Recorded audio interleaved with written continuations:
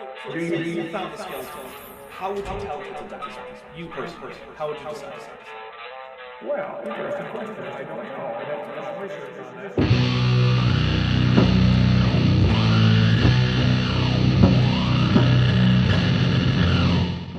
Alrighty.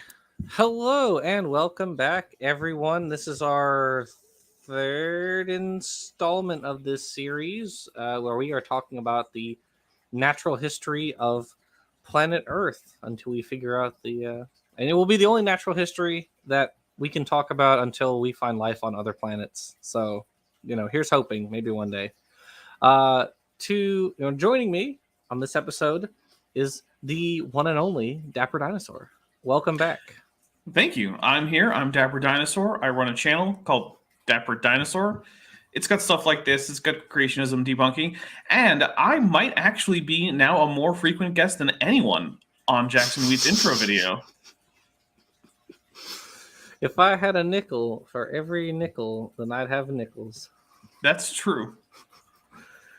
Well, Dapper, my favorite theropod. We have covered so far in this series the Precambrian, which was the first 3.5 billion years of Earth's history. Yes, the vast majority. Yeah, we covered that in all of one episode. And then we covered about 240 million years in the last episode. 200. Well, I think about 200 million years, something like that. So this time we'll cover about 20 million years or so. Yeah. Yes. Yeah. So just a portion of the Carboniferous, and then just 2 million years, and we're just gonna get down to a day in the life of the Carboniferous. Yep. We're gonna watch 1 Meganeura start to grow up from a little naiad. It's gonna be great. That'll be it. That's how we'll finish the series. So yeah. All right. And of course, Peter's hosting this as always. So thank you, Peter, as always. And let's get into it, shall we? Let's do it. All right. So here we are in the Carboniferous, the coal-bearing period, which is what that means. So this period lasted from about 359 to 299 million years ago. We met tetrapods, the very first tetrapods, in the previous episode. And actually, if you haven't seen it today, Aaron Raw met with Neil Shubin, the paleontologist, one of the team members, who found Tiktaalik up in the Canadian Arctic. So that's pretty cool. By the way, today is April 21st, if you happen to be watching this on a recording. Yes. If you're watching this in the year 3000, welcome. Happy to have you. And please forgive us our quaint ways. And if you're in Europe, it's April the 22nd. The same. Well, true. That's the worst. But anyways, so we met the first tetrapods, the stem tetrapods, and now they are starting to undergo their own radiation. So tetrapoda as a clade is all the vertebrates that develop inside an amniotic sac. That includes reptiles. No, birds. That's Amniota. I'm sorry. Oof, look what I did. I'm sorry. And I wasn't even reading my thing. Tetrapods are the four-limbed vertebrates. So amphibians, reptiles, birds, and mammals. And then within tetrapods, we get the very first amniotes, which are the tetrapods who develop inside an amniotic sac. So reptiles, birds, and mammals. And so we'll meet them a little bit later on. They first appear in the Carboniferous, and they have irradiation towards the end of the Carboniferous, which will have important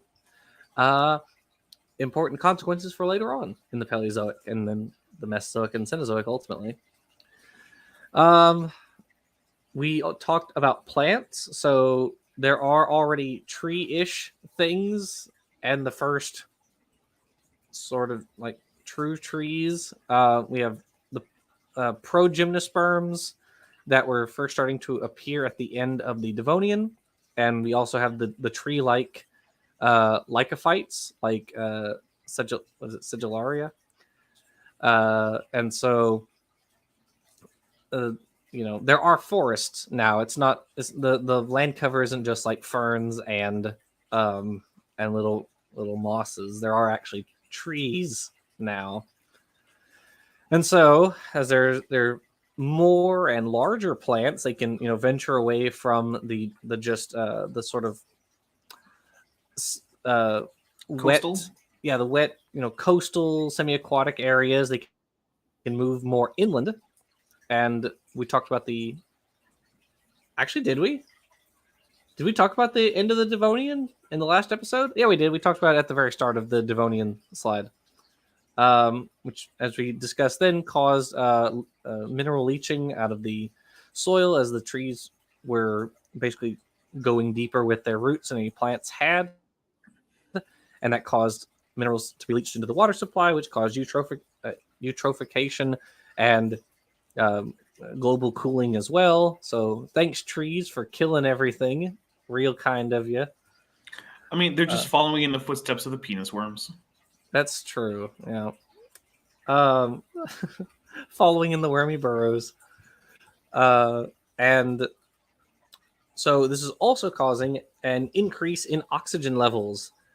And remember from when we talked about the oxygen increase at both during the Great Oxygenation event and also at the end of the Ediacaran leading into the early Cambrian, the raising of oxygen levels leads to organisms being able to grow larger because they can do more cellular respiration, get more cellular energy, which is adenosine triphosphate, ATP. And so in this period, we're going to see some really large arthropods like Meganeura, which is a griffin fly. It is not a dragonfly. It is actually a different group, although I believe they're pretty closely related. They're in Odonata. They're basically branching to the modern odonates, which are the damselflies and the dragonflies. Right. Yeah. It's just I've seen people say like, "Oh, it's just a dragonfly." Like, no, it's not just a dragonfly. There are differences. Yep. One of the most prominent being that griffin flies have prominent cerci, which are the two antenna-like projections from the rearmost segment of the abdomen, which neither damselflies nor dragonflies tend to retain. Nice. There you go.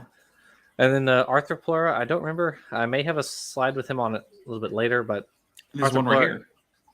I mean, like a picture all his own, but yes, you can see there's I think that's like Varanops in the foreground, and then like Ariops or no Moschops, I think is the other one in the sort of the. No, Moschops is Triassic. Is it? Okay, maybe it is Ariops then I'm thinking of. At any rate, no, Ariops is an amphibian. That guy's a synapsid back there, isn't he? I honestly can't make it out this small, so maybe. At any rate, at this point, they didn't look all that different, which is an interesting thing about evolution. Because yeah, that's true. One of the things we talk about is that as you go back in time, the groups start to look more and more alike. And so when you go back this far back in time, synapsids, diapsids, and reptilomorphs, which you would nowadays kind of say are like sort of amphibian-ish, they all looked pretty similar, at least, Yes. Yeah. I believe I have a slide where we highlight that fact with regard to the early amniotes in each of the three major clades, but we'll get to that shortly. So Arthropleura is a member of Myriapoda, so it's related to the millipedes and centipedes. I believe it is, in fact, a millipede. A really honking big millipede. It was like, 4 feet long, something like that? It was crazy. At least 4 feet, I think. Or, I mean, the largest species were. I believe it varied depending on the species, but yeah. Yep, you get lots of plants dying, being buried as coal, or being buried, and you get lots of coal buildup. And the Carboniferous, like the Devonian, ended with an extinction event because, as we explained before, it's relatively convenient to end or start geologic periods with big faunal turnovers. That makes it easy to identify. And so the Carboniferous ended with the Carboniferous rainforest collapse. So the world got more arid, I believe, more of this tropical rainforesty environment, which became more arid towards the end, and this killed off a lot of organisms who were more adapted to that rainforesty environment. So at the start of the Carboniferous, you get a big radiation of amphibians, who then die off many of whom die off as a result of the Carboniferous rainforest collapse, and then you get a big radiation of amniotes at the end of the Carboniferous and into the Permian. So those are sort of the highlights. Anything you'd like to add, Dapper? I mean, this is when we get a lot of the sort of quote unquote living fossil groups start to come around at this point. So into the Carboniferous, we start actually getting like true spiders, true scorpions, Xiphosaurans appear. Actually, Xiphosaurans appear one stage back, but at the early Carboniferous, we actually get members of Limulidae, the family of modern seahorses. So there's a lot of interesting stuff going on here, like Odonata, like we talked about before with the damselflies and dragonflies. Yeah, horseshoe crabs. Odonata, which is the group that includes dragonflies and damselflies, they're evolving at this point. So we're getting really some of the first organisms that you might recognize in the Carboniferous, which is I think that's kind of interesting, because up until now, Earth would have been a very alien place if you visited. But starting right here, you'd recognize some things. It would still be mostly a very strange place to visit, but there would be some hints at familiarity, I think, to some extent for the first time. Yes. Yeah, it's less alien than the Cambrian, certainly. Oh, much less. And you wouldn't really have found very many tall things at the end of the Silurian either, or by the end of the Silurian. So it's not really until you get into the Devonian where, yeah, you're starting to get like actual forests, but no flowers certainly. By this time, the pro Gymnosperms, so your stem cone bearing plants, you wouldn't have any like pine trees or anything yet. Those are still a long ways off. And you couldn't even get a Christmas tree if you wanted to. Yep, no Christmas trees, no Araucaria, all those guys. Sorry, not around yet. So, anyway, I guess I'll take a second to just say hello to our chat, because I'm just now looking at it. So we got Peter, of course, Benthoven, no relation, Scott Duke, Lordship Mayhem. Oh, we have a super chat from Vandalia. Thank you for $4.99. Says, Dapper or Jackson, if you can get me the contact info for any student or professor of plant evolution, I'd appreciate it. I don't think I know any of those. I don't think. Yeah, I don't think I know any either. But I did a plant evolution show on your Peter. Is it not coming up? I'm clicking on the thing. I don't see it. Peter, I'm clicking on it. It's not showing up. It should come up, doesn't it? No, I am not seeing it. It doesn't. Maybe Peter has to do it. Let me try a different one. Okay. Nope, it's not working for that one either. Okay. That I is appreciate that, Vandalia. I don't know what the issue is. Scott Duke. Oh, Icarus. Hello, everyone. Welcome. Happy to have all of you, as per always. Okay, well. At any rate, okay, next slide, please. I figured it out. Okay. I'll give you the next slide first. You figured out how to give me the next slide? No. Okay. What's all this Mississippi and Pennsylvanian stuff there, Jackson? Pay no attention to the word geologic. Carboniferous doesn't even happen up here. What's going on? Oh, I don't know. Americans are crazy. We all know this is true. It's not just America; it's North America specifically. So, for those of you who don't know, North America geology splits the Carboniferous up into the Mississippian and the Pennsylvanian for no really good reason. They just kind of do. It actually has to do with things like oil exploration and stuff like that. And for some reason that I don't fully understand, but I'm willing to just take the actual people in the field at their word. It's apparently easier to break it up into two periods for purposes of like fossil fuel exploration. So like, hey, fine. But yeah, for that reason, you'll sometimes see Mississippian and Pennsylvanian specifically about this period in North America. Yes. It'll come up in museums and textbooks. So now you just know what that is. Mississippian is the first part. Pennsylvanian is the last part. There you go. Quite right. Exactly. So there's an interesting little correlation everyone's probably aware of, and that is that oxygen feeds into fire, right? So if you have higher levels of oxygen, you also get like higher incidence or increased like incidence of fire. And interestingly, during the Carboniferous, you get like continent-wide fires, like what happened in Australia 2 years ago. Crazy stuff. That was 2 years ago and not a decade ago. I mean, technically, every year of 2020 is 10 years. So yes, and we're currently in the third year of 2020. Yeah. Okay. So All right, technically, sure. it's been 20 years since that happened, and all Goodness, actually. I'm starting to feel like the old lady at the end of Titanic. I think you're prettier, but anyway. Well, thank you. So you can see the atmospheric oxygen percent here, and so you get widespread fires. Like you find evidence of fire in the fossil record, right? That's how widespread these fires were. It's pretty crazy. So anyway, I just thought that was neat. But yeah, your high levels of oxygen also aren't just in the Carboniferous; they also go into the Permian and then sort of drop down back kind of to modern levels at the end of the Permian.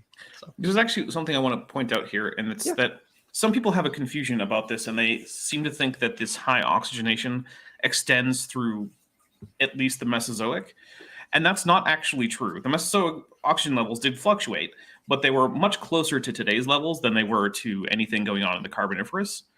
And so I've heard some people say, well, maybe sauropods couldn't survive today because of the low oxygen, or pterosaurs couldn't fly today because of the low oxygen. There's no good reason to think that, because we have things like amber from the Mesozoic, and it shows the oxygen level when you have little air bubbles in there. It's not significantly different than today for most of the Mesozoic. Yeah. So just if you ever started to think to yourself, oh yeah, at the time of the dinosaurs, there was lots more oxygen. No, you're thinking about significantly earlier than any dinosaur ever existed.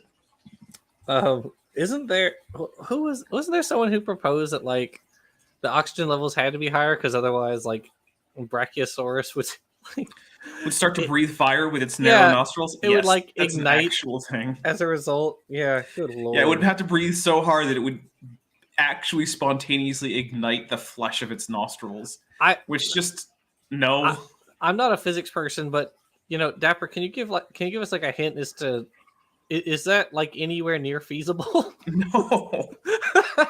No. I mean, okay. Even if it were the case that Brachiosaurus couldn't survive in our current atmosphere, we know what happens when when organisms don't have enough oxygen. Right. They're not able to just breathe in so hard they cause fires. Like, come on.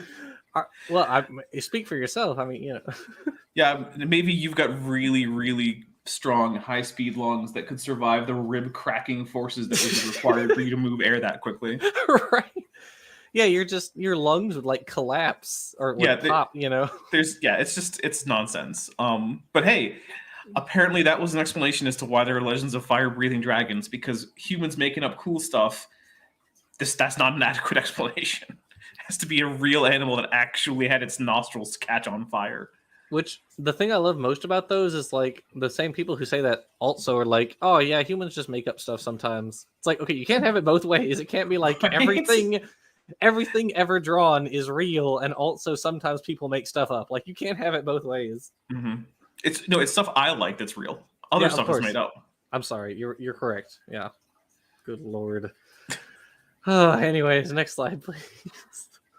Before you go to the next slide, can I say I'm an amateur magician, and to see on that slide that magic is about 320 million years old, that's actually kind of neat. Where are you looking? The chart on screen. You say magic? Yes. Look at the bottom of the screen, about 320 million years ago, we had pen. I think Teller came later. Sorry. Oh. Okay, Peter. Alrighty. I hope you're proud of that one. I do dad jokes in my free time. That's oh fair. no. There should be a picture up there. Where it be at? Did you actually accidentally like delete it from the I file? guess. I guess I did. Well, guys, a thing called chordates existed. Trust us. Google it. Trust us, bro. Just Google it. Type that into Google. I'm sure something will come up. I'm not saying it didn't exist. I'm just saying you should do your own research. They existed Yeah. just before the invention of the camera, so that's why there's no picture. I gotta say though, I do like the Sigillaria, like PS1 level CGI. Jackson, if you need some good CGI Carboniferous plants, you can talk to me. Peter, this doesn't make any sense because I just looked. It's in my slideshow. Peter's computer must hate it. Unless I deleted it. This is like immediately before. It's the one you sent me, so it's in my. That doesn't make any sense. I don't know. Like hold on. Let it's me share probably my not screen. super important. No, everyone is going to die if they do not see Okay, this. fair enough. Well, I don't want anyone to die. That would be Peter, unfortunate. can you see my screen? No. Can you share my screen just for 1 sec? Oh. You can't share my screen? Okay, that's fine. No, because we don't have anything set up. It's fine. To share a screen. It's all right. That's okay. All right. Well, Sigillaria is a Lycophyte. We talked about them in the previous episode. So, as we said, then Lycophytes today are all pretty small, but back in the Devonian and Carboniferous, they were very large. Some of them were large. Lycophytes weren't actually PlayStation 1 background assets, just to say. You're just going to attack my pictures now, Dapper? You know how much time and effort I put in to choosing these pictures? Way more than you should have, because you could have just been like, hey, Dapper, can you make a 3D Sigillaria? And I'd be like, yeah, send some references. And then like a day later, you'd have not necessarily photorealistic, but not far off either. Anyways, there were also early Gymnosperms, because you had your crown Gymnosperms appeared either at the end of the Devonian or in the Carboniferous. I don't quite remember which. And you had guys like Chordates and Utrectia, which are examples of that. So, people don't talk about plants enough. So here we are talking about plants. Now, was Utrectia from the Netherlands? That is a good question. It is entirely possible. Okay. It would refer to Utrecht. Possible. Yeah. That's what I thought. It certainly I wouldn't be surprised. I would not be surprised. It is a city in the Netherlands. Yeah. It is in the center. Unless Dapper has anything to add, we can go to the next slide. Gymnosperms. So, let's manage a bit of phylogenetics. So, this is, I guess, the penultimate group of plants we will discuss in our series. Up to this point, we discussed, we're still within the embryophytes. So the first ones we talked about were the hornworts, the liverworts, and the mosses. Then we discussed lycophytes and ferns, and now we are dealing with the seed plants. Right, the ferns were the last clade of plants to reproduce via spores. So nobody's reproducing with spores anymore. Well, that's not true. The ones we're going to be talking about are not reproducing via spores. Okay, that's true, but you can't just say that no one's reproducing by spores anymore. Ferns aren't real, Dapper. I see them. Frankly incensed that you would say such a thing. Hold on, let me push this Moss are plant, still real too. This plant right next to me away. Let me hide this off screen. So at this point, we've switched.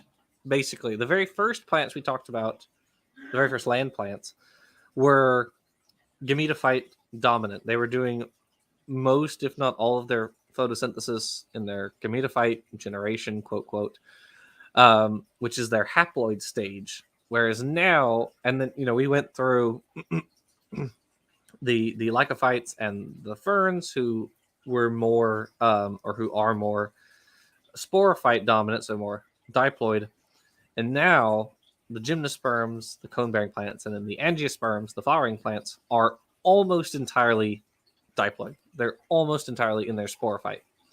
So we've gone, pretty much completely away from the earlier mode of the earlier life, life cycle that was more in common with algae, the algal ancestors of plants, and they're just becoming more and more derived in this, this life cycle method. So the sporophyte is just reduced to a very, very short stage. Or the gametophyte is reduced to a very, very short stage where they're just doing a couple of divisions, and then that's it.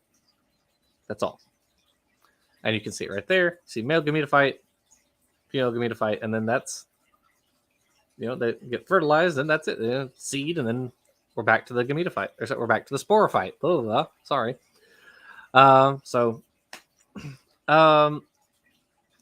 So there's also this idea that flowers are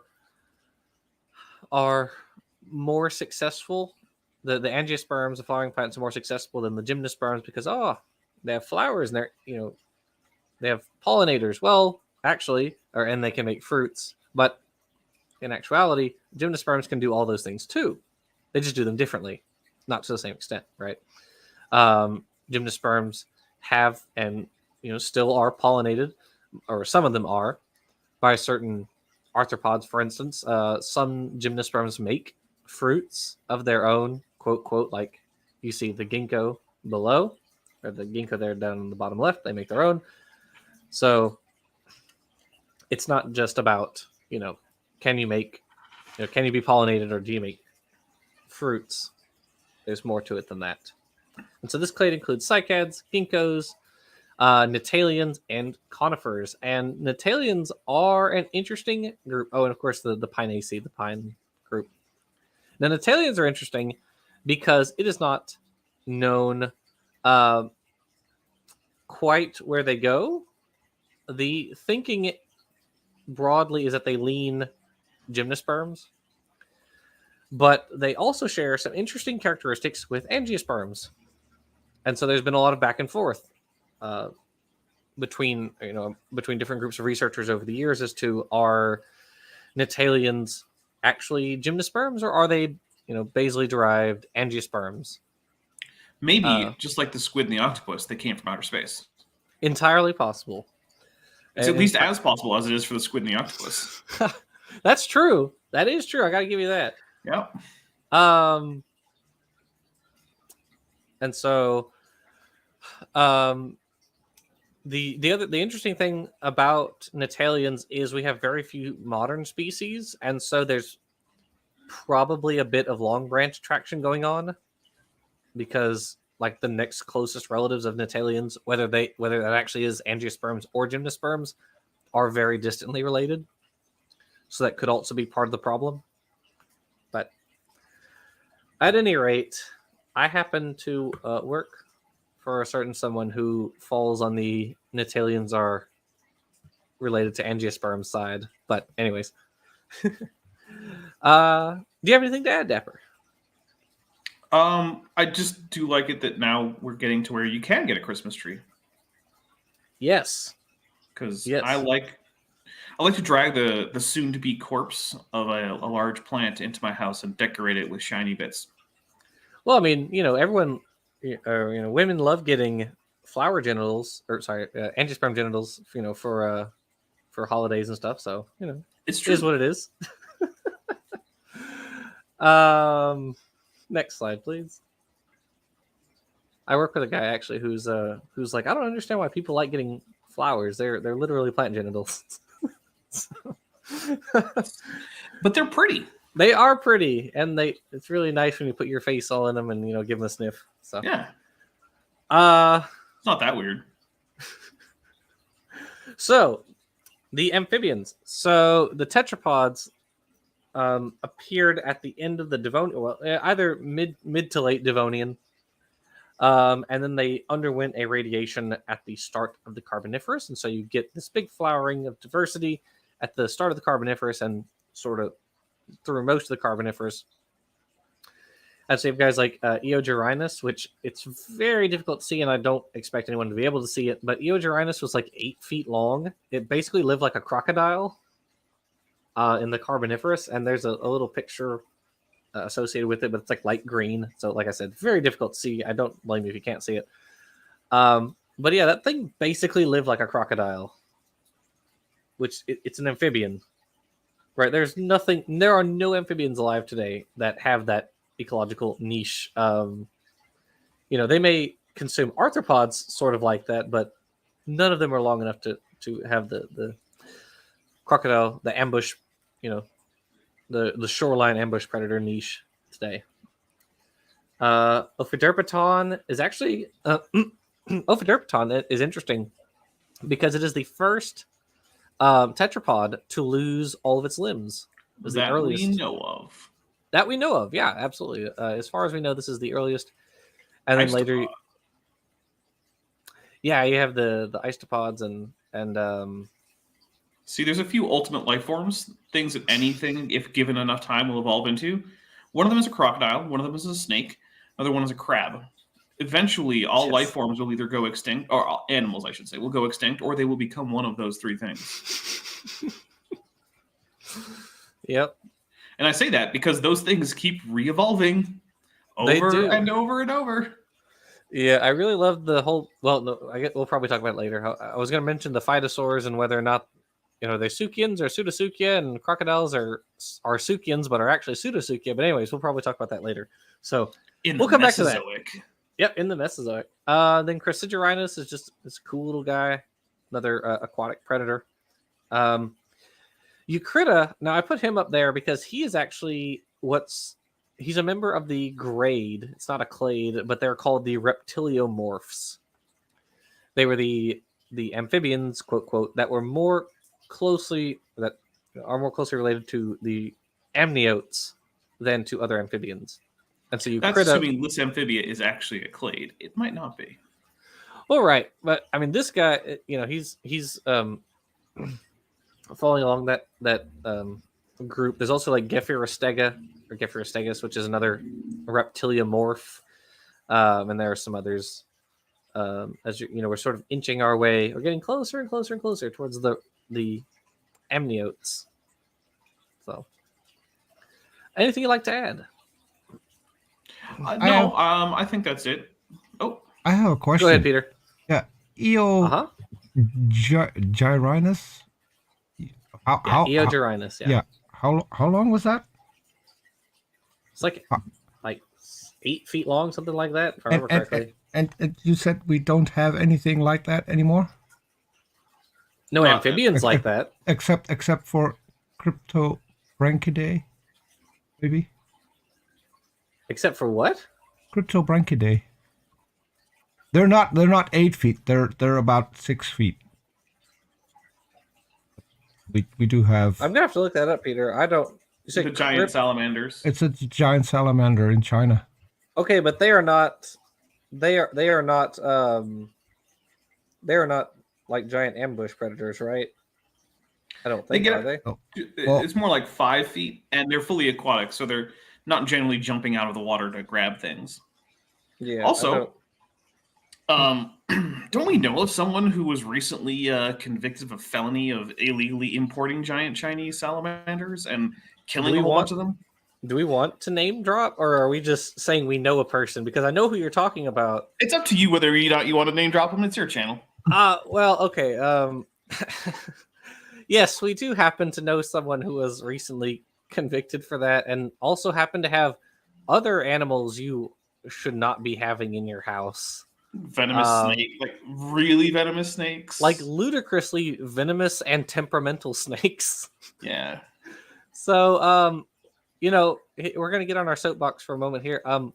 Please don't order endangered species through the mail, please. you're not helping anyone, least of all the endangered species.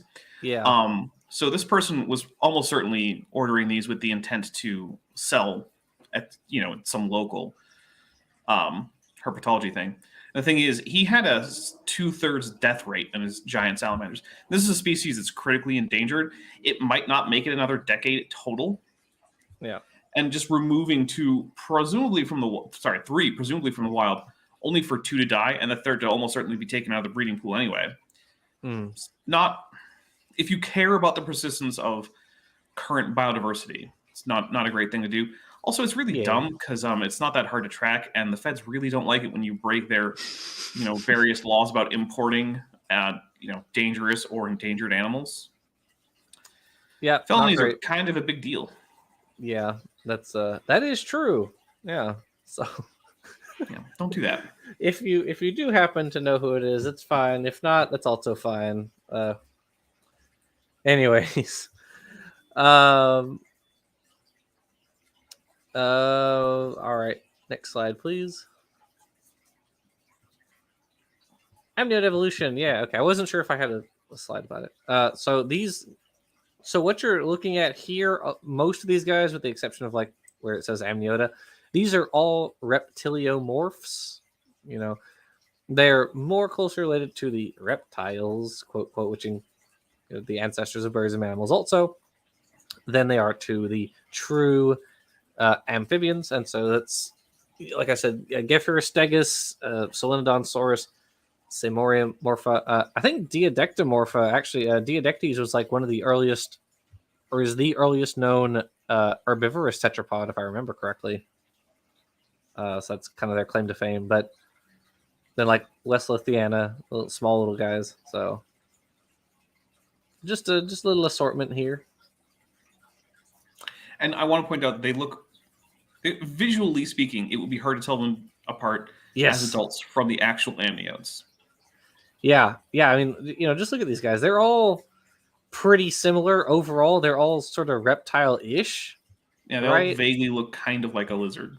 Yeah, Dapper's right. It's the things that, I mean, like, as we talked about in I think it was in the evolution process series, like you have to go to school for many years and then study these things like under a microscope for some of them, or you got to stare at them for a very long time to figure out, like, okay, the palate of this group is ever so slightly different from this other group, or their vertebrae are slightly different, or their teeth, arrangement or something like that. It's ever so different, and you have to be an expert in this to know the difference between them.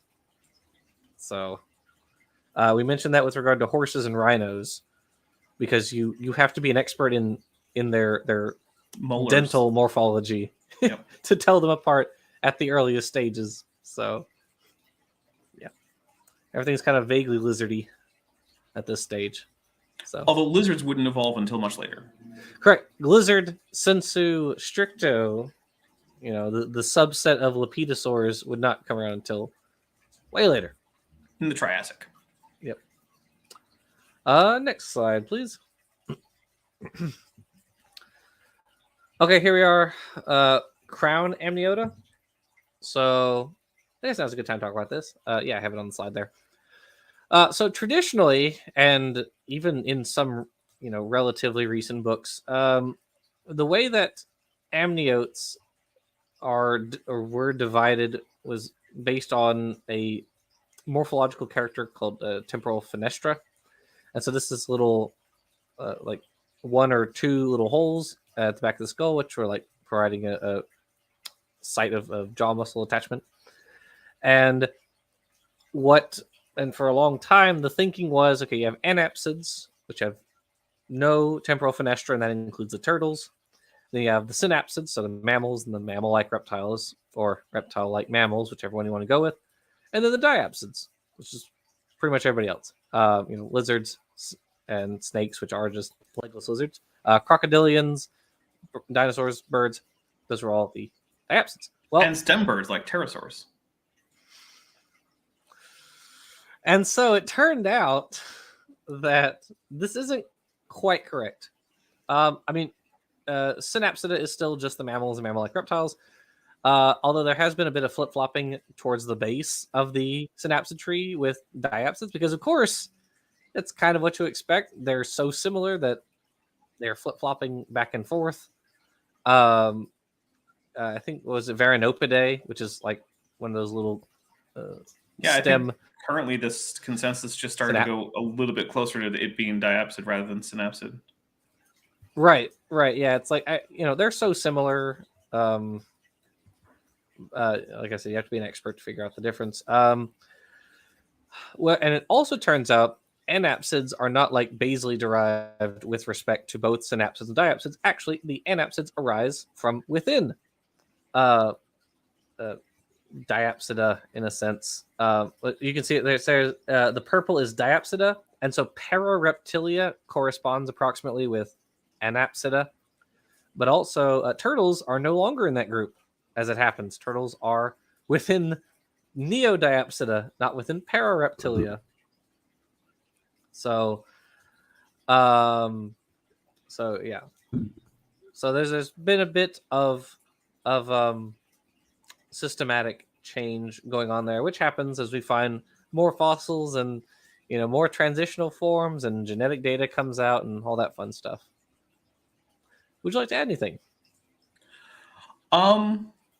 No, I think the only thing I was planning on adding was that turtles are weird now.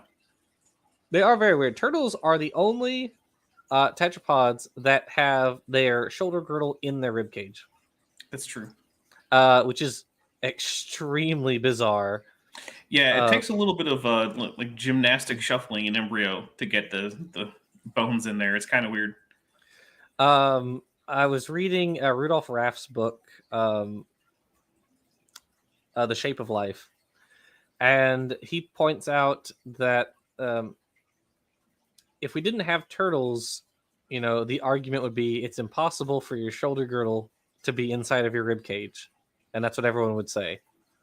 But since turtles exist, we know that's not the case, and it just kind of makes you wonder about the biomechanics of other potential evolutionary structures. So anyway, next slide, please. Alrighty, so here we have, instead of just the skulls, which all look pretty similar to each other, you have these little artistic reconstructions, which also, they all look sort of lizardy, right? Yeah, yes. The parareptile representative, which is Hylonomus, that little guy on the top left, then Petrolachosaurus on the bottom left, and then Archaeothyrus, which is a basal synapsid on the right. And these guys, the origin of Amniota was like 320 million years ago, so getting down sort of towards the end of the Carboniferous. And as we've said over and over again, when you get back to the meeting point between different clades, they look pretty similar, if not identical, because that's precisely what is expected under evolution. Is two organisms get more similar the further you go back in time. Two lineages, I should say. So, anything you'd like to add? Not really. I just think it's interesting that, like, really all throughout the sort of tree of life, you see the same pattern where, as you go back in time, the earliest members of what we now think of as very different groups look virtually identical. Because you got to remember, bottom left is a member of the same group as, like a hummingbird. Mm-hmm. Yes. On the right, we have a member of the same group as the elephant. Right. Which, yeah. Kind of puts it in perspective, doesn't it? Yeah, come a long way. Yeah, absolutely. All right, next slide, please. And so you had the, as I said, the Carboniferous rainforest collapse at the end of the Carboniferous, and so a lot of the larger amphibians kind of get wiped out by that event, which leaves open their ecological niches for the amniotes, which recently evolved, and now the amniotes can evolve to fill in those niches, whether they're predators or herbivores or omnivores, what have you. So that brings us to the start of the Permian. So the Permian is the final period of the Paleozoic. A lot of alliteration there. And it lasted from about 299 to 252 million years ago. And as I just said, the amniotes filled the niches left by the amphibians, leading to large herbivores and carnivores. We're seeing the very first large amniotes, but certainly not the last ones. And you can see Pangea is over there on the bottom right. And then those are either Dimetrodon or some other closely related Pelycosaur. It looks like Dimetrodon grandis. Yeah. Yeah, it does. So, next slide, please. Oh, look, all of my plants are here this time. So that's nice. I guess I'll pick a Lycocarpia first over in the top right. So that is a fern relative. Whereas the other guys, Glossopteris and Gigantopteris, however you pronounce it. I don't know whether the P is silent or not. But those, you know what? It is what you want it to be. I mean, that's fair. That's look. It's from ancient Greek, but no ancient Greeks are going to come by and whack you with a stick for pronouncing ancient Greek things wrong in English. At least until Bill and Ted bring back Socrates. Well, yeah. Well, when they bring back Socrates, he can first whack them on the head for getting Socrates wrong. Then they'll come and find you, I'm sure. And like his ears will spider sense, and he's like, I hear Greek being pronounced incorrectly. Personally, I say we start saying words like tentacles as if they were Greek names. Tentacles? Tentacles, yeah, tentacles or tentacles. Tentacles. This is my old friend Tentacles. Why not, right? Why not? Yeah. So Glossopteris and Gigantopteris, that's how we're going to pronounce it today. Botanists come at me. Are actually early relatives of angiosperms. And this is very interesting because, well, they are hypothesized to be relatives of angiosperms because the first angiosperms, well, thanks to a recent paper, now they are known from the Middle Jurassic, the earliest ones. But for the longest time, the earliest angiosperms were appearing in the early Cretaceous, and they were just kind of all already there. Like the Magnoliids, the Eudicots, and the Monocots were all just kind of like, whoop, there they are. And so, Darwin called that the abominable mystery. Like, oh, where did flowers come from? You got, everybody else is kind of showing up gradually in the fossil record. Like, yeah, you got some early ferns, you got some early gymnosperms. They just kind of got flowers. They just kind of come out. Well, and I think we talk about flower reproduction in a moment, but sorry, we talk about flower reproduction way later. We'll talk about it later. Are we going to talk about Archifructus? I think so. Like, nice. I probably, I believe so. But so Glossopteris and Gigantopteris, these guys are from the Permian, and they are stem angiosperms. Way removed from our modern angiosperms, but they're early members of moving towards that direction. And so very first approaches at our flowering plants, although we won't meet our actual flowering plants until a long time from now. In the Cretaceous. Yeah, we still got 200 million years till we meet them. Yeah, it's going to be so another episode. I mean, actually, it's true. I doubt that we're going to get to the Cretaceous today. No, probably not. We're not even out of the Permian yet. Yeah. Anything you'd like to add? No, I don't think I have a whole lot on Permian flora. Sorry.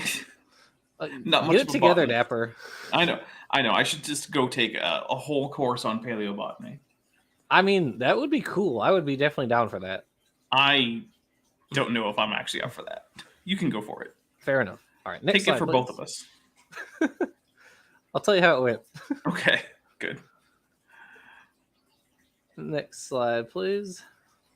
There we are, amphibians. All right, so now we're dealing with Permian amphibians. So, there were still big amphibians out there in the Permian. They just didn't have quite the diversity they did in the Carboniferous. So you have Diplocolis, which is the guy with the weird boomerang-shaped head over in the top left. Weird guy. Which, by the way, current trends in reconstruction actually have the boomerang head not being completely separate from the body, but they're being flesh covering that goes all the way back. But that's also speculative. So it's one of those things where it's like, we don't really know, but that seems like that might have had a bit more like hydrodynamic soundness.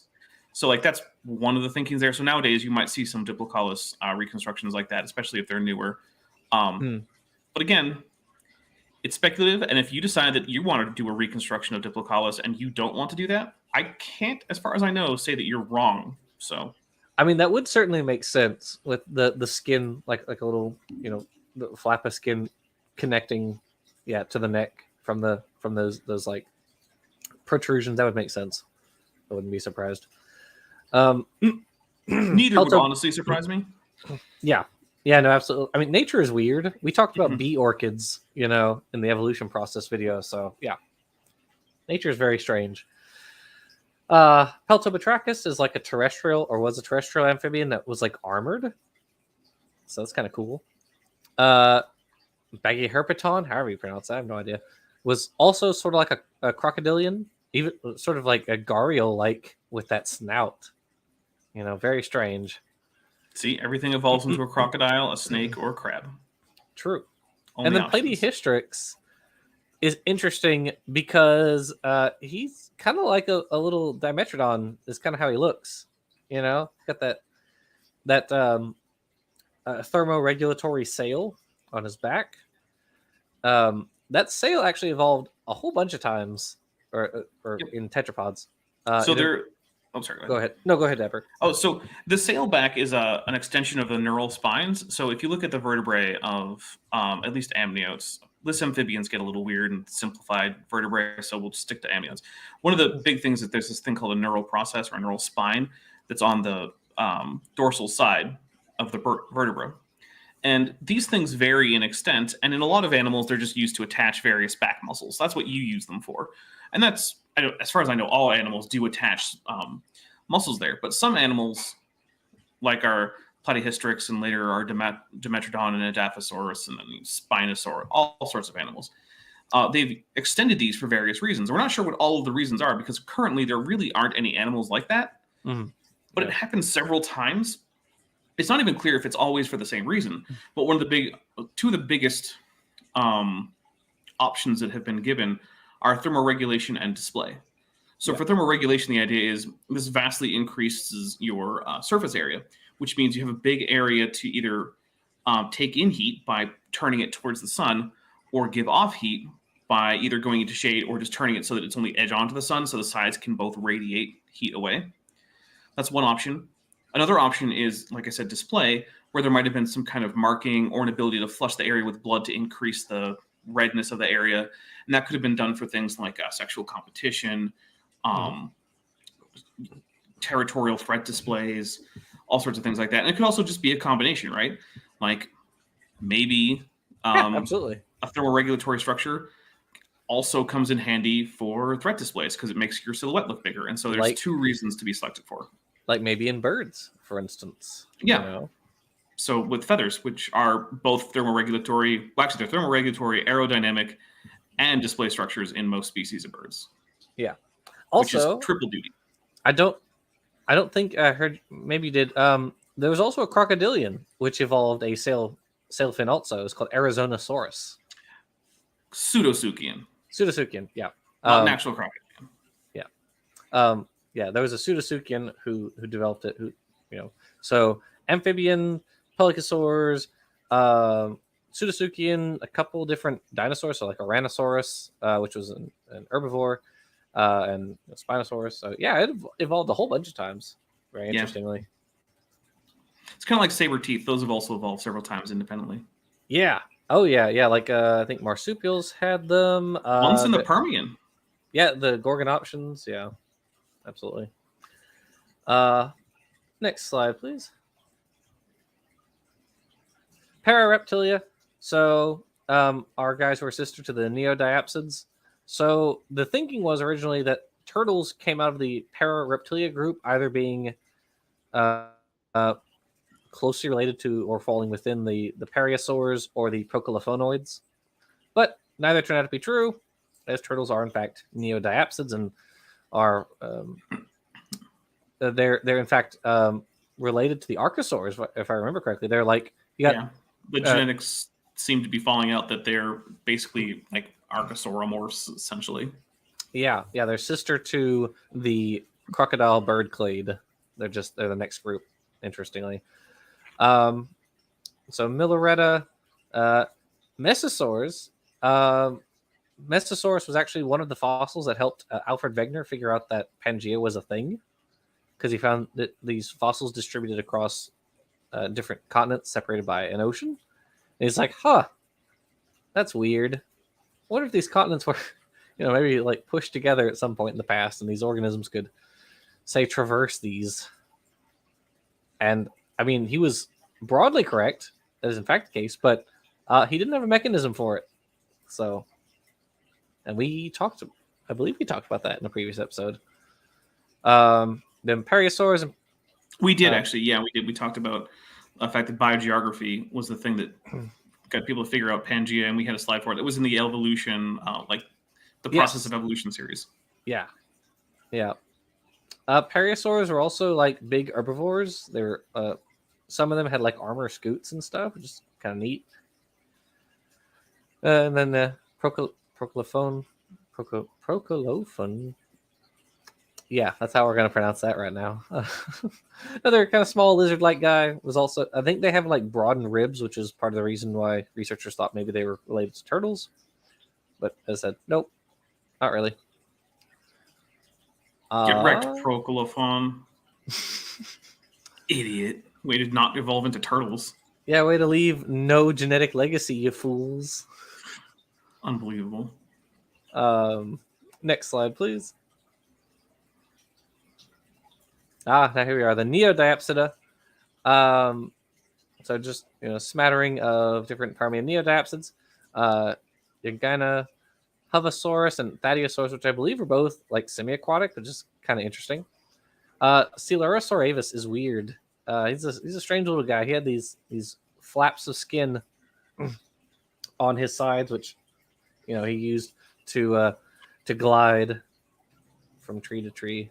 So similar to the current lizard genus Draco. Yeah, which use actually like weird extendable ribs to attach weird. gliding membranes. They need to stop that immediately. You know what? That's a lesser priority for me than the pelagic tunicates.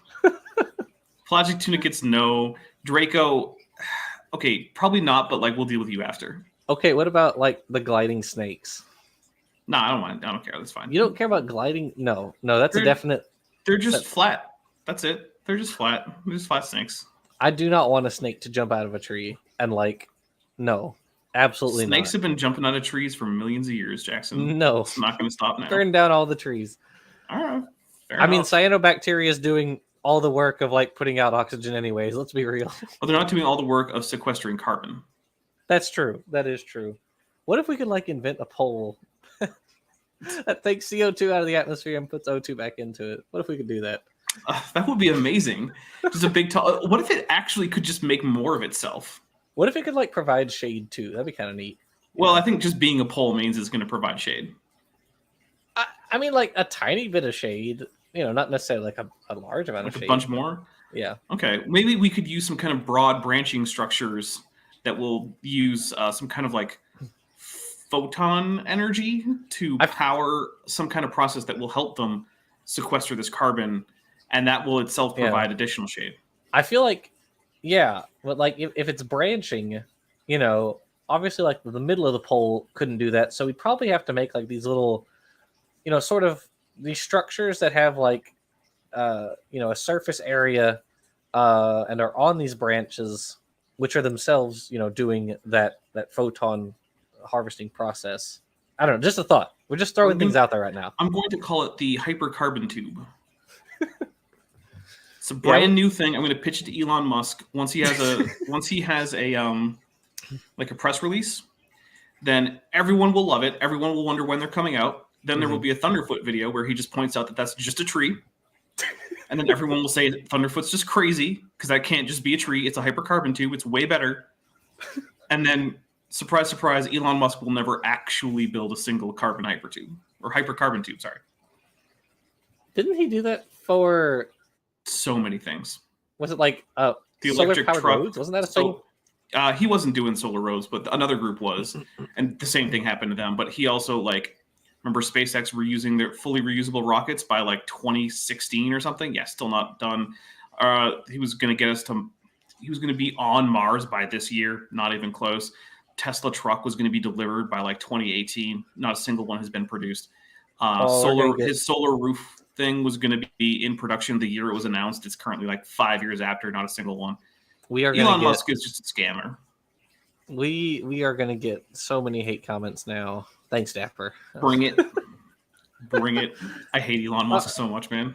I mean, yeah, no, he's, whatever intelligence he has,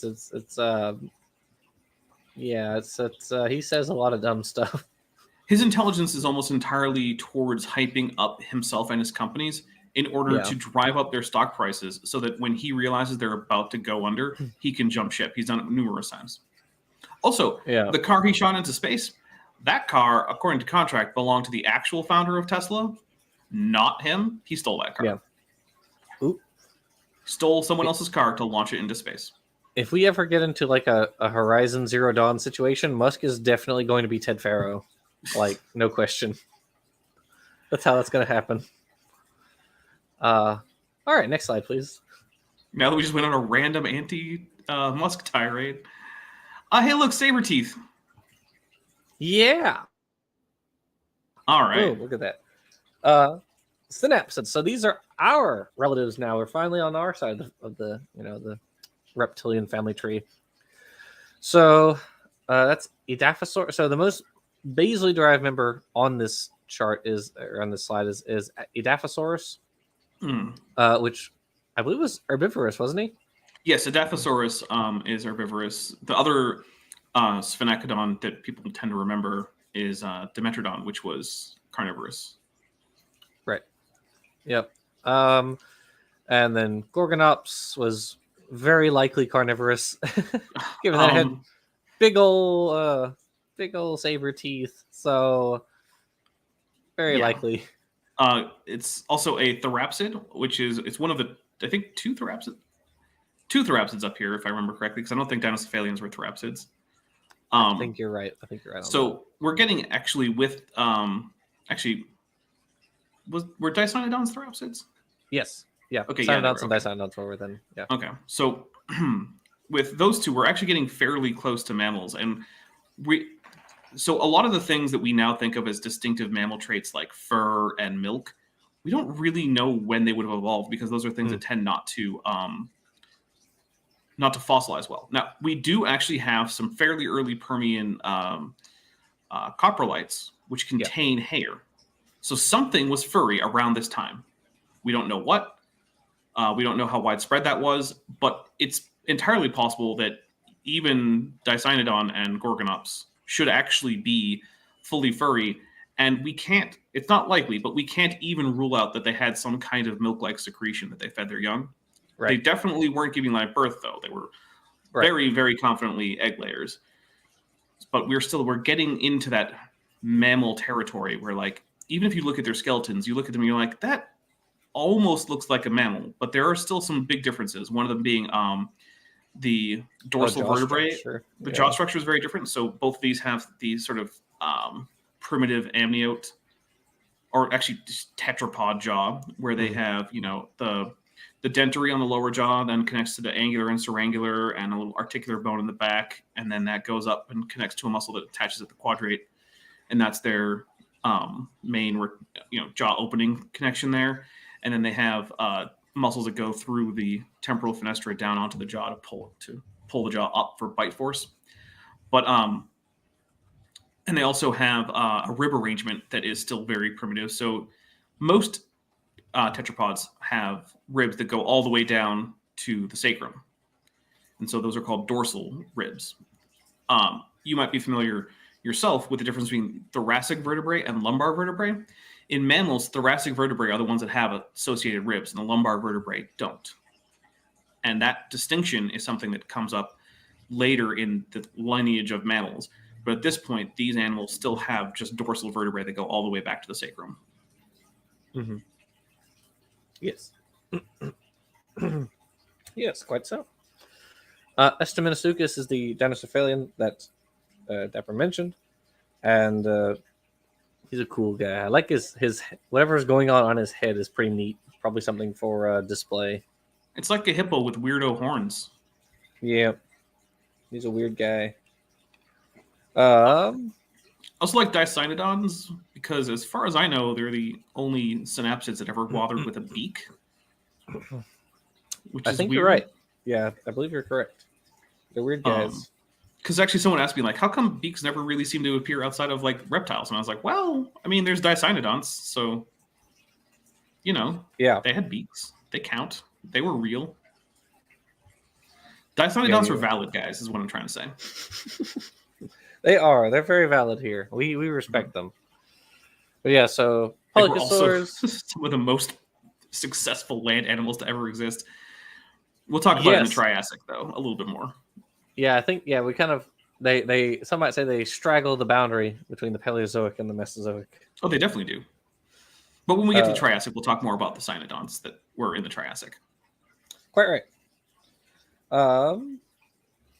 So Dapper mentioned we have the Therapsids, and then we're getting rather close to the Mammalia forms.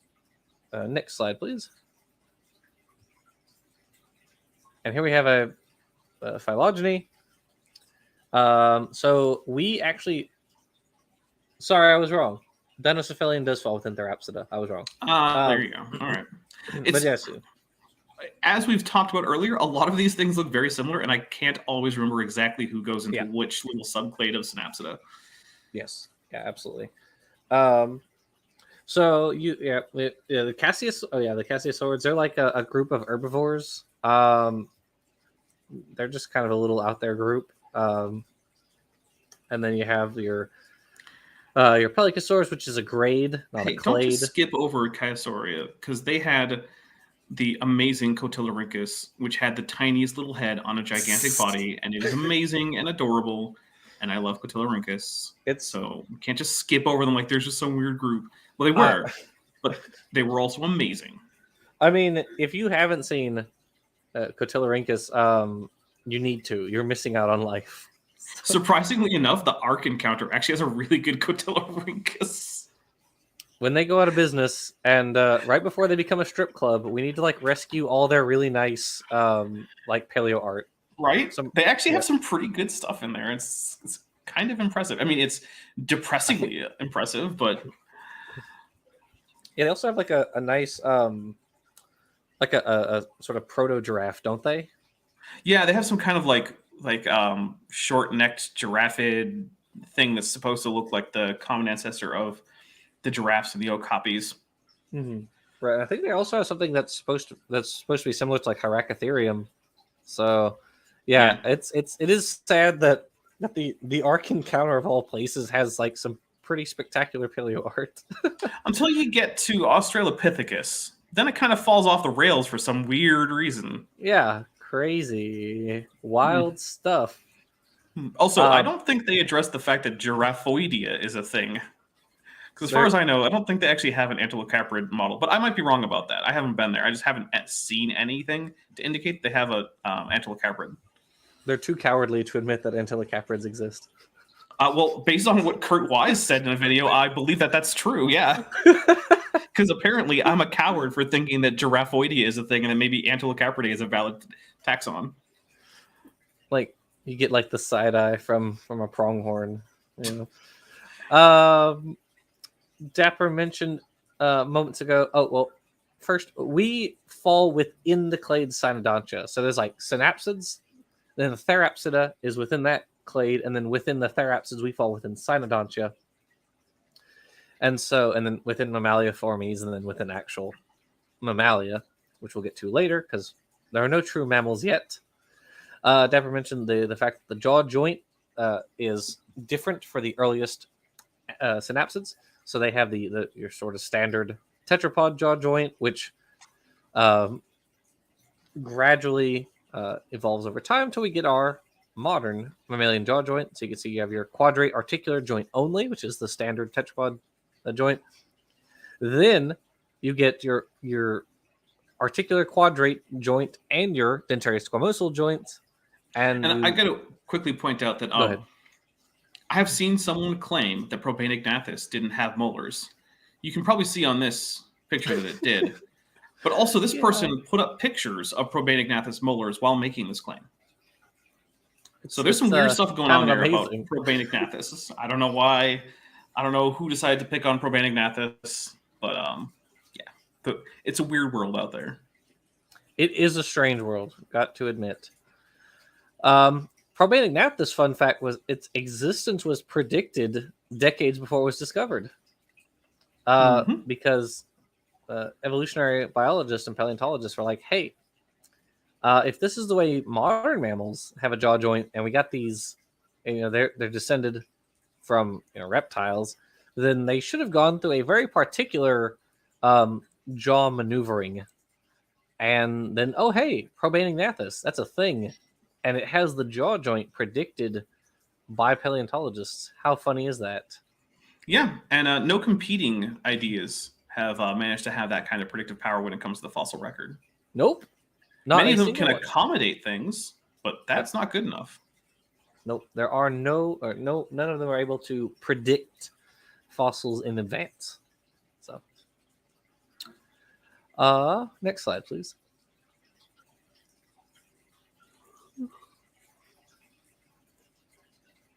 All right, and here we are. The Great Dying. Yep, and then we'll move on to the Mesozoic. Hooray! So the Permian Extinction. So the Permian Extinction, in case you are unaware, was the largest extinction event in the Phanerozoic.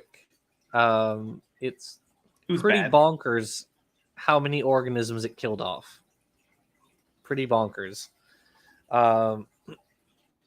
So it resulted from volcanic activity at the Siberian traps, as well as methane output from microbes, and it killed 81% of marine species and 70% of terrestrial vertebrate species. So that's so crazy. So out of every 10, just like make a list of 10 vertebrates that you know of, strike out 7 of them. Think about that. That's insane. And and then 8 for marine organisms, right? If you play Dungeons and Dragons and you want to think about how it would be to be a terrestrial vertebrate, imagine that you now need to take a Constitution save or die immediately, and you need to roll a 14 or higher to do it. It's not going to be a great time. Yeah, I mean, sure, you could do it, but not a fun time to bet your entire existence on that roll of a 14 or higher. Yeah. And as Dapper mentioned previously, Dicynodonts were extraordinarily successful in this time period, and Lystrosaurus was the most successful species. In fact, in some fossil sites that span the Permian Triassic boundary, Lystrosaurus makes up 90% of the fossils. Yeah, it's estimated that at the beginning of the Triassic, something like 60+% of the mass of land tetrapods was Dicynodonts, mostly Lystrosaurus at first. Then there was a bit of a radiation during the early Triassic, and then for some reason during the Triassic they just all go away. Bye. Yeah. Yep. Yeah. And so, if you ever read the book "The Evolution Underground" by, I'm drawing a blank on his name. Anyway, I said the book name, The Evolution Underground, so look that up.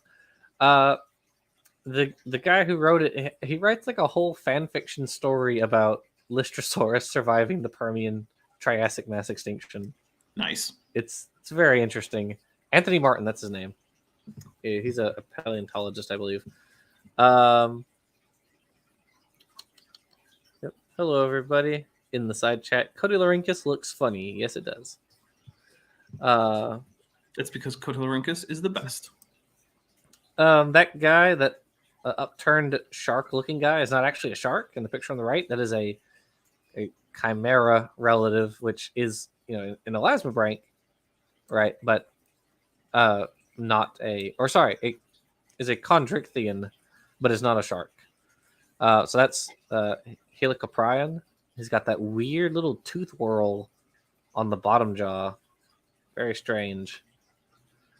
And those are some ammonites. That's before even ammonites, my time, so I don't know what the deal is with that. ammonites went extinct in at that extinction, didn't they? I know trilobites did. Trilobites definitely did. I don't think ammonites did. I thought ammonites Okay. were. Then what were the big shelly boys during the No, I guess the you're Mesozoic? right. Yeah, because they you're were all right. over the place. That was like trilobites.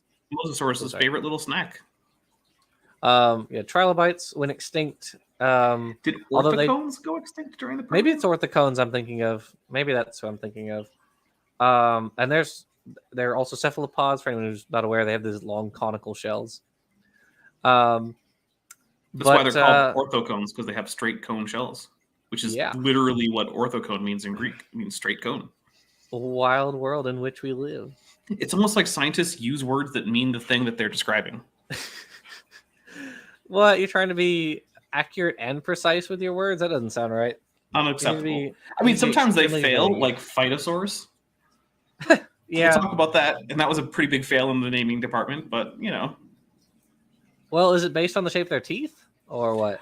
I think it was actually based on like postcranial elements that were discovered first, but I'm not super like confident in my memory of like the history of phytosaur science. Gotcha. But yeah, no, definitely not leaf eaters, certainly by any means. So interestingly, the trilobites were kind of already on their way out by the end of the Permian. It certainly dropped a lot of their diversity, and I believe they were down to one family by the end of the Permian. Oh, possibly. By contrast, interestingly, crustaceans had increased in their diversity throughout the Paleozoic. So, including insects. I should have said marine crustaceans, I believe. Well, I mean, insects were also doing all sorts of cool stuff. Insects were doing lots of cool stuff. They're very true. But it's not known if there's causation between the increase in marine crustaceans and the decrease in trilobites, or it's just, that just happened. Entirely possible.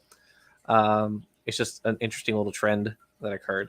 So, anything you'd like to add? No, I think we covered it.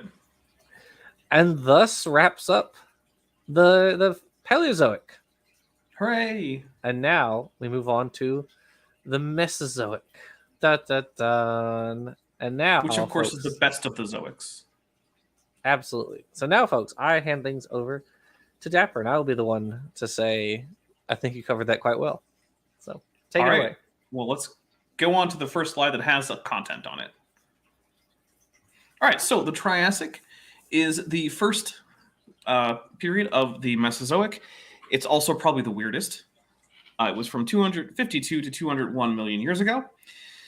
So at the end of the Permian, like we said, we had basically everything go extinct. Up until this time, synapsids were sort of the dominant land tetrapods. And at least in terms of herbivores, they did remain that for the earliest part of the Triassic. But as it says here, diapsids radiated into the niches left open by the Permian Triassic extinction, including pseudosuchians, which are all those archosaurs that are closer to crocodiles than they are to birds, pterosaurs, who are stem birds, ichthyosaurs, who are actually more closely related to lizards than they are to dinosaurs, plesiosaurs, who are actually more closely related to turtles than they are to dinosaurs or lizards, and of course the actual dinosaurs. So at this point, dinosaurs, being sort of the stars of the Mesozoic for the most part, were still, like it says, predominantly small, with the exception of prosauropods or the pre-sauropods. We'll talk a little bit about that in a second. At the time, the really big heavy hitters were primarily pseudosuchians. So if you were to drop yourself down in a little time machine into the Triassic, the big lumbering, even two-legged bitey things that you're seeing are primarily pseudosuchians. There would have been some dinosauromorphs running around, but for the most part, what you would have seen, especially early on, would be a lot of dicynodonts and a lot of pseudosuchians. And then later on, as you go further into the Triassic, the dicynodonts start to get replaced by pseudosuchian herbivores. So let's get the next slide, please. Oh, unless Jackson, you had anything. I think you covered that quite well. Thank you. So this is also where we start getting the first things that if you looked at them, you'd probably think it was a mammal, even though technically we're not quite there yet. So we have a few clades of the synapsids that survived after Permian Triassic extinction, the cynodonts and the dicynodonts. Now, the names are similar, but the animals aren't that closely related. They're both in Therapsida, but, you know. So the dicynodont we have with Placerius here, which is on the bottom right. Placerius, like we talked about earlier, ended up making up a huge proportion of the mass of land tetrapods. They were everywhere. They were thick on the ground. They were by far the most common land animal that we have in a lot of fossil beds from this period. We also have Bonocynodont, which is we're getting really close to mammals here. And if I can say it, Haramiavia is what I'm going to go with. One of the things that you can see here is some very specialized dentition going on. So we have some molars that are these little short sort of triangle-shaped pointy molars that are really good for snacking on insects. We have little incisors that are good for snatching at things. And this is sort of setting up the idea that the mammal relatives at this time, and for quite a while going forward, are primarily small insectivores who have, or primarily nocturnal, we think.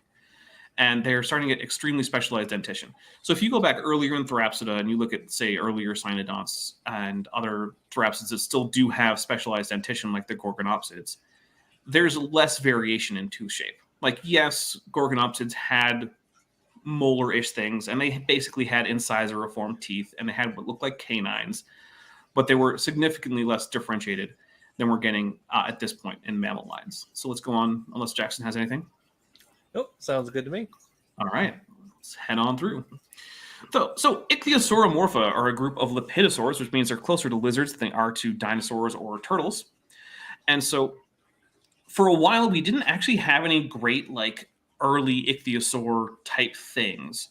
And so famously, ichthyosaurs were some of the first fossils ever really described. Mary Anning found a number of very good specimens. If you don't know who Mary Anning is, what are you doing with your life? You should find out who she is. She was extremely important to the...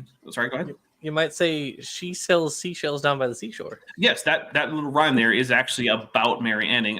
She was an extremely prolific fossil hunter and paleontologist in her time. However, unfortunately, because it was like, you know, the mid-19th century, no one ever referenced her or anything, even though all sorts of people were consulting with her all the time.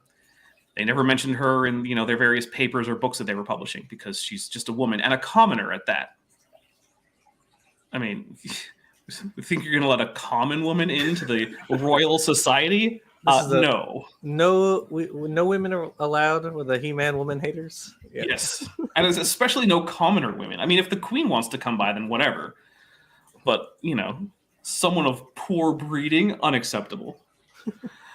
So here we have some examples. We have Hepa Sucus, which is a fairly basal member. One of the reasons you can tell is that its body isn't very strongly fusiform, which is that sort of fish-like shape that you see in lots of fish, dolphins, sharks, ichthyosaurs.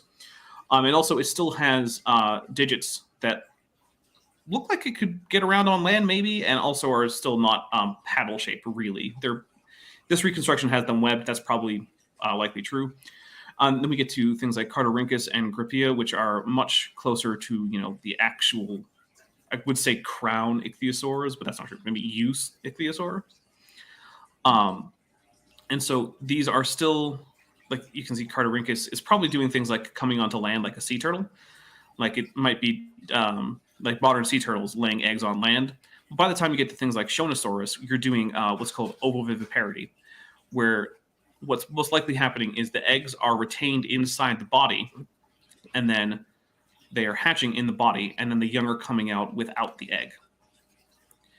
And we actually have numerous fossils of pregnant ichthyosaurs. Some of them may be in the process of giving birth and have died in childbirth, or some of them might actually be what's called a coffin birth, which is a result of decay gases building up in the uterus and then expelling or partially expelling the remains of the fetus which is kind of gross, but it's a thing that happens.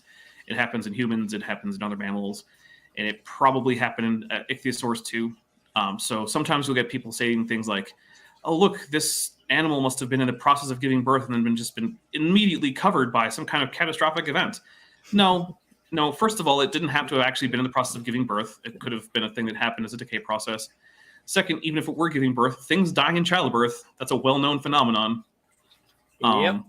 It used to be very common in humans. It's now significantly less common in humans because we have lots of medical technology. But I mean, you don't have to go back very far before childbirth was a very significant cause of death among women. So let's go on to the next slide unless Jackson has anything.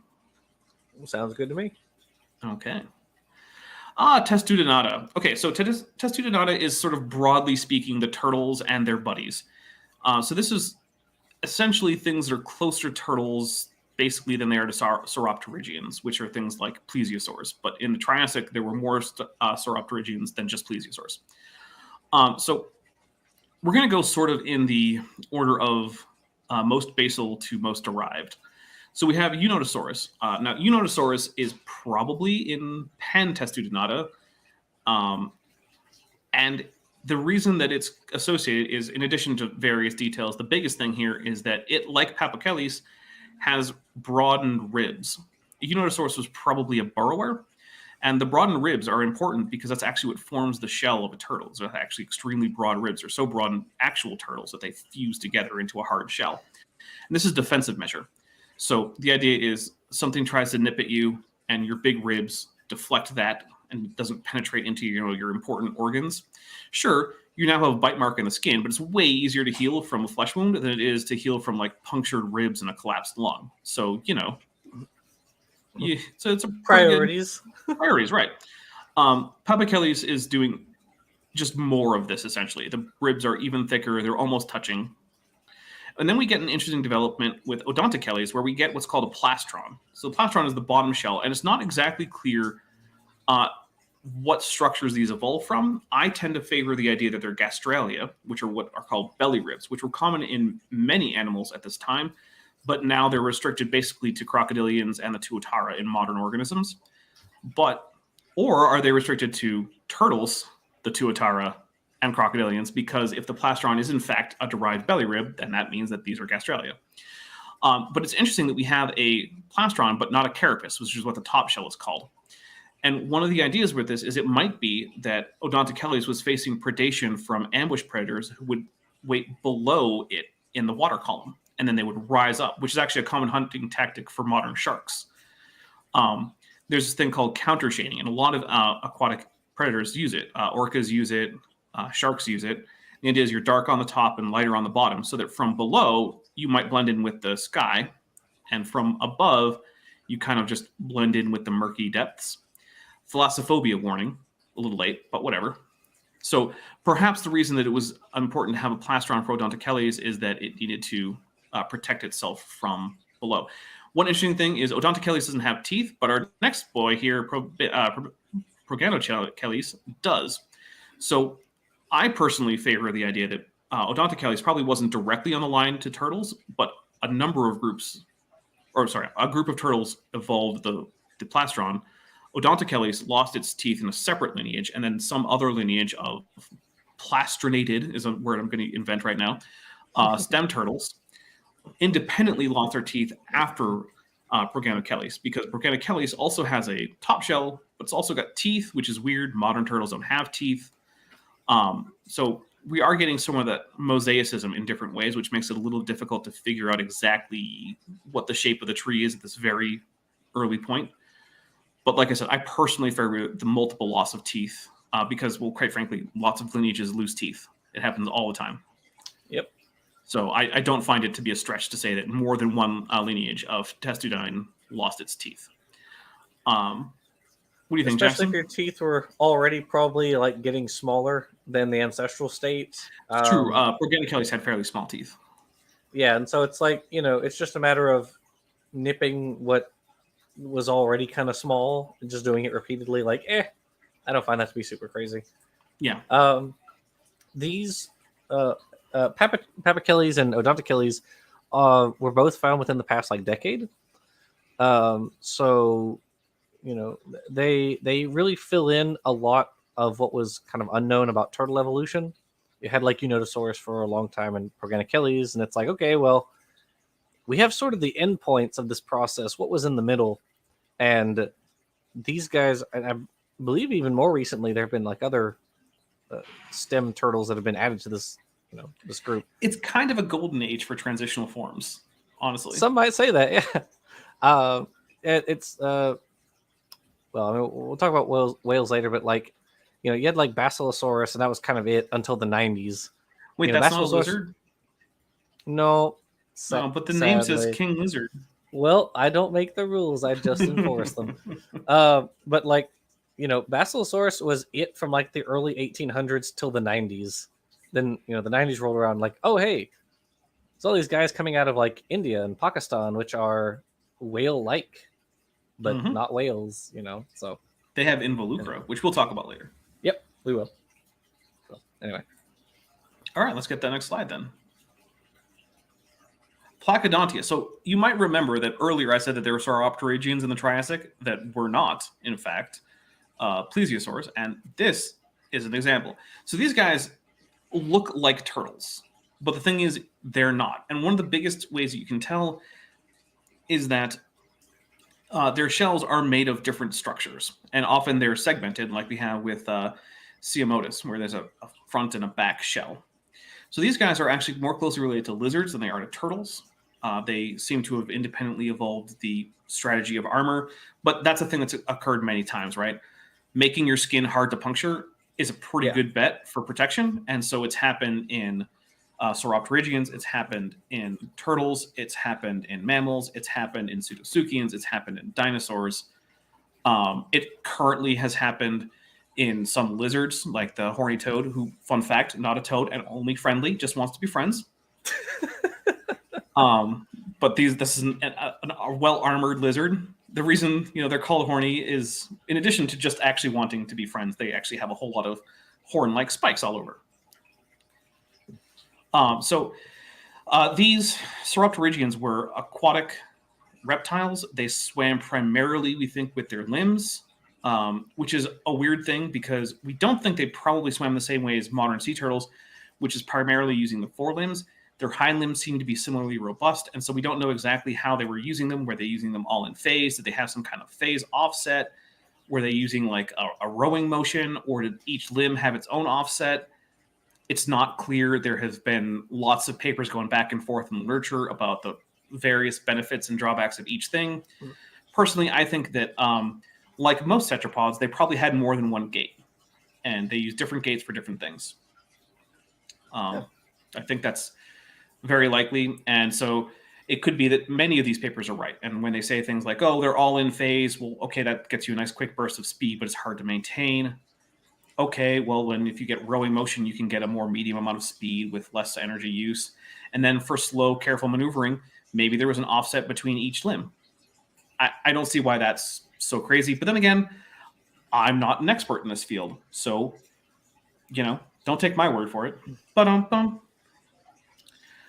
It tends to be the case that like it's a combination of things. I think very rarely is it ever like it was this and only this and nothing else. Because life is complicated. Life is very complicated. Yeah. All right. So unless you want to go on. By the way, Henotus is adorable because he looks like a piece of toast. He does look like a piece of toast. I love it. I'm so looking Peter, at. If you want to go on to the next one. I'm looking at Placodus. It looks like an animal that died at IKEA while shopping for a new aquarium. It's a weird. Maybe picture. It went into the infinite IKEA. It's a strange. He was at the wrong picture. He was in the Beyond part of Bed Bath & Beyond. Ooh. Okay. That's through that special door that's marked employees only. Don't go back there. Trust me. Yeah. If you value your sanity, don't go into that one. Yeah. All right, there we go. Sauropterygia, which we're already talking about, but we're now getting closer to the Sauropterygians that would make it out of the Triassic. So we have Pachypterosaurus, Nothosaurus, and Pistosaurus. And so what you're seeing here is more adaptations for speed. and less for armor. So some of these include bigger limbs, more fusiform body shapes. It's not depicted in any of these, but current thinking is that plesiosaurs probably started to develop tail flukes at some point, and it might be this early. It's hard to say because they don't leave great fossil evidence. But when you're getting into this area, you're starting to see some really strict adaptations for just moving in water. So, for instance, the elbow joints start to become locking, and they can't move anymore. And the shoulder and hip joints start to become significantly more flexible. And things like the shoulder girdles will start to fuse together at this stage. And so this is sort of the establishment of what will end up being, throughout most of the Mesozoic, one of the major marine groups of tetrapods, which is going to be plesiosaurs eventually. But at this point, there's still more than just plesiosaurs running around in the Triassic. And there were a whole bunch of other aquatic things that weren't plesiosaurs or ichthyosaurs. So the Triassic was a really big time of experimentation for diapsids. They went into basically every niche you can think of, and in extremely weird ways. And most of it didn't make it out of the Triassic. What made it out of the Triassic was mostly dinosaurs, but we're not there yet. Yes. So, I unless approve Jackson, this message. okay, well, let's get to the next slide. Archosauria. So, you guys are probably all familiar with many of the animals in this group, because this is the group that includes the dinosaurs, birds included, as well as the stem birds, pterosaurs. And also, on the other side, the side you don't hear as much about, but that was also very diverse and very interesting, the pseudosuchians. So, what is it that makes an archosaur an archosaur? Well, we have down at the bottom a pretty good list. Antorbital and mandibular fenestrae. So, the antorbital fenestrae thing is actually a diapsid characteristic, but archosaurs, all at least in the basal condition, have this. Well, I think that's what it's saying. It's like it's below Archosauria. Right. But mandibular fenestra is in fact an important thing. So this is a fairly characteristic thing for archosaurs per se. The mandibular fenestra is a little hole towards the back of the dentary, and the other bones that border it, if I remember correctly, are the angular and cerangular bones. Now, some archosaurs do secondarily lose this feature, but at first it's there primarily as a weight-saving mechanism to keep a strong jaw that doesn't have to weigh as much. Dorsal osteoderms, this is a feature that does in fact tend to go away in various lineages. It's pretty strong in the pseudosuchia, but when you get to the sort of bird side of things, that tends to become less noticeable. Air sac system is a question, and belly breathing is a question. So there's a reason for this. The only animals for whom we have definitive information about the respiration are crocodilians and birds. Birds have an air sac system, and crocodilians use what's called a hepatic piston, where their liver moves up and down in their belly, and that causes their lungs to, shrink and grow, and they draw in air that way. It's not clear what the base of Archosauria would have done for respiration. There has been some evidence very recently published, I don't have the paper to hand though, that indicates that some crocodilians actually do have a unidirectional airflow in their respiratory system, which is a commonality with birds, which would mean that if that's actually, a common inheritance, then the base of Archosauria probably did have that. We also know that many dinosaurs and pterosaurs apparently had air sacs, but it's not clear if they were important parts of the respiratory system or if perhaps they were weight-saving things, right? So, if you need to have a big old neck to reach out to plants, well, if you fill a bunch of it with air, it's not such a big strain. That could be.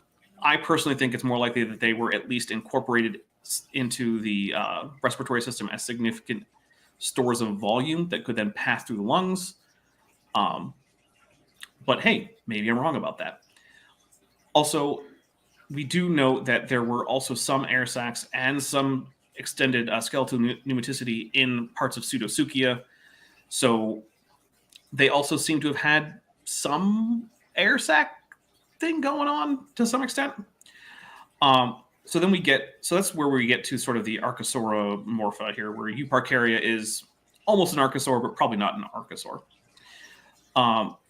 In Archosauria, we have nests with vegetation. So this is a commonality that you'll see in birds and crocodiles even today. Crocodilians usually build up a pile of rotting vegetation, and then that rotting keeps the eggs warm. Birds tend to use things like straw and twigs, which is not providing the heat directly because the brooding of the parents, usually either the female or the male and the female, although there are some species where males do a whole lot more brooding than normal. Parental care of young, we already talked about that. Both groups of extant archosaurs, crocodilians, and dinosaurs take extensive care of their young for quite a while. In most species, there are exceptions. But also, it wasn't clear if this was something that extended into the past, but we now know that it does because we found things like dinosaur nests, and we've found evidence in trackways of multi-generational social groups of some dinosaurs and things like that. So it does, in fact, seem like, yes, at least many dinosaurs were taking careful care of their young. The Pseudotsuchians, we're not sure if they were doing it to the same extent, but on the basis of what we see in crocodilians, there was probably still significant parental care, at least for the first bit of life. So when the young are very small. Extensive vocal communication. This is another thing that both groups are known for today. It's hard to say exactly what the vocal range of extinct animals were because things like voice boxes, syrinxes, hyoid bones tend to be pretty scant in the fossil record. But both groups do this today. So crocodilians today have a number of hisses, rumbles. They even use some things like infrasound that you can't hear, although you might be able to feel it if you were in the water with them, which I don't suggest. But birds, on the other hand, most of their communication tends to be within the range of human hearing and fairly loud. So you're probably very aware of things like songbirds.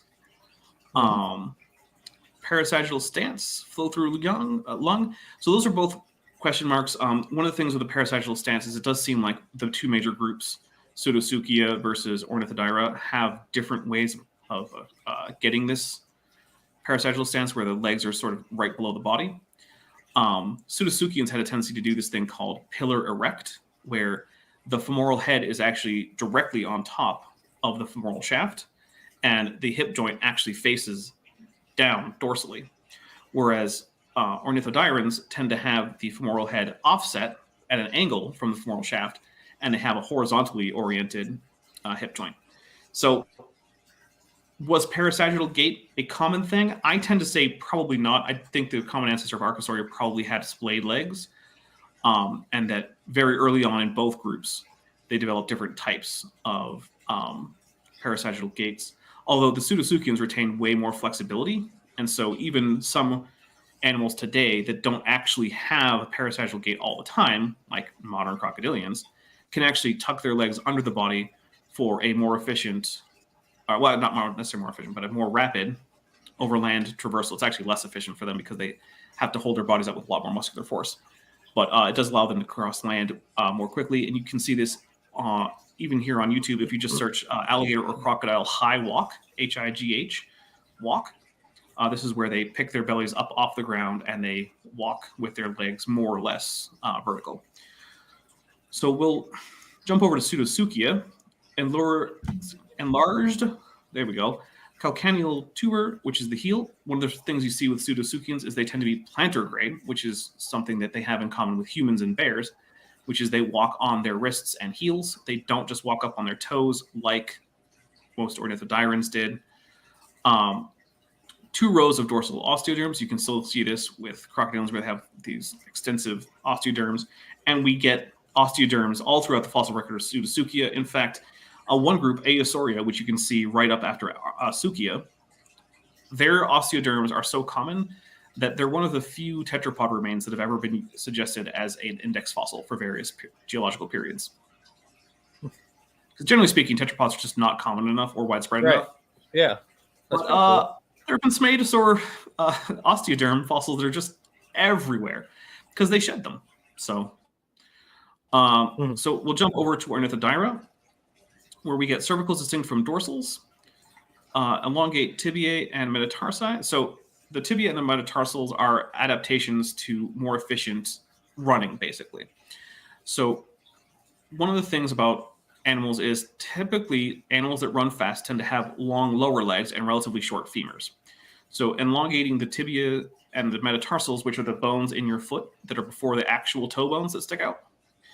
We're also getting this question mark loss of bony armor, but it does re-evolve. And there are some relatively basal dinosaurs that might have had this primitive condition. So, for instance, Ceratosaurus and later Ceratosaurs, like some Apellosaurs, still have very similar scutes to what you get in in Pseudosuchium. So maybe it was retained in some lineages, maybe not. It's a pretty big question there.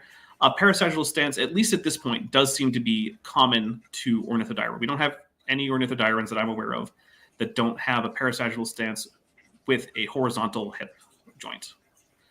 Now, this is where we start getting into Pterosauria. And actually, I believe this chart is a little out of date. I believe Lycophytes has been reassessed closer to Pterosauria than it is to dinosaurs. So Lycophytes should actually be on the other side of that branch. Yeah, there was a bit of debate over it where like some researchers put them near Pterosauria originally, and then they got kind of moved. Now they've sort of moved back. So yeah. Which again, because we're dealing with things that are all kind of similar to each other. Yeah. And so it's kind of hard to figure out where they go. Well, one thing you can do is if you look at the Lycophytes up there, which is probably just Lycophytes, and Lycophyton, they're virtually indistinguishable. But according to most researchers, Lycophytes ends up being closer to dinosaurs, and Lycophytes ends up being closer to pterosaurs. And that's another one of these examples where it's like at the very base of this tree, these things are very hard to tell apart. And then we get up into Dinosauria with the elongate pubis and ischia. There's other things in Dinosauria and Dinosauromorpha. We have Silosauridae, which only experts wouldn't know that that's a dinosaur. There's very few differences. And I don't want to get too far into the weeds, but we will talk about the Chorotarsal ankle in the Pseudosocians on the left and the Mesotarsal ankle on Ornithodirans on the right. So the big thing that you're looking at is you can see the astragalus listed A and the calcaneum listed C. In the Pseudosocians, this joint has a little ball and socket-like attachment. It allows them to turn their ankles side to side, basically. So if you're sitting at your desk and you can move your feet so that they point away from each other and then point in towards each other, that's you doing this kind of motion that's allowed in Pseudosocians with this joint. Now, this allows for greater flexibility, which allows them to have multiple forms of locomotion. They will use it in terms of swimming motions, things like that. But the trade-off to flexibility is less strength and more energy-intense locomotion. Ornithodirans went for the opposite strategy, where they have less flexibility because the astragalus and the calcaneum don't actually interface against each other. They just help the metatarsals swing up and down in one single plane. This is a stronger joint. It's less prone to injury. It's less energetic, but it also means that you have significantly less flexibility. So there's always trade-offs in evolution. You never get to be Superman. Yes. But the real question is, did they have a fibula? I believe no. I think that thing listed as F is actually not a fibula. I'm sorry, not a fibula, a tibula. I'm sorry. I tried to say the wrong thing and ended up saying the right thing. Well, after the tibula debacle for I think 2 months, every time I tried to say either tibia or fibula, I had to stop myself from saying tibula. Right. Because it was just, it gets stuck in my brain as just this ridiculous thing. And then it was just in my brain. If you guys don't know what we're talking about, you're probably better off. I feel like that we bring up stuff a lot that's like, oh, you poor souls, if you haven't heard about this. Look, this is what you call fan service. Our streams are basically fan service for our viewers. And if you catch all of these little things, then you've been an eagle-eyed viewer of us and our various the various happenings in our YouTube circle. So let's go on to the next slide, unless you have anything else, Jackson. I think this is probably a good place to call it. Oh, all right. Well, in that case, we got about 8 minutes left. All right. Well, I think we didn't get through the Triassic. We didn't get to some of the interesting Triassic things like Tanystropheus or things like that, but that's okay. There's still next week, I believe. Yes. We'll be back next week to finish off the Triassic. Thanks for watching, but before you go, I just want to say a special thank you to my channel members and my patrons, especially those pledging $20 or above. Bob Knob, Work in Progress, Benthoven, Cynically Skeptic, Denny5252, Ian Chen, John Ackerman, Landon Knoll, Yepetus, Mabbity Babbity, McSpooks, Sphincter of Doom, The Venerable Veed, and Patrick Dennis. As you probably know, YouTube is a very volatile platform, and from month to month my income on the channel can swing wildly. But the people you see on screen are directly supporting so that I don't have to worry too much about that, and the channel can keep going as it is, and perhaps even improving. If you'd like to join this team, there are links below to join the channel or in the description to join the Patreon. The Patreon starts as low as $1 a month, and the channel memberships start as low as $1.99 a month. On Patreon, you can even get a discount for pledging annually. If you do decide to pledge, you'll get access to an exclusive Discord server just for channel supporters, as well as early access to all of my pre-recorded videos, often up to 2 months in advance. Higher tiers will unlock even better perks. Now, if an annual or monthly pledge isn't right for you, but you still want to support the channel, there is a merch store down in the description, as well as an Amazon wishlist, just for me. And if financial support isn't something you can or want to do, then if you still want to help out the channel, please just like and share these videos and make sure you comment on them. It really helps the channel out. Thanks again for watching.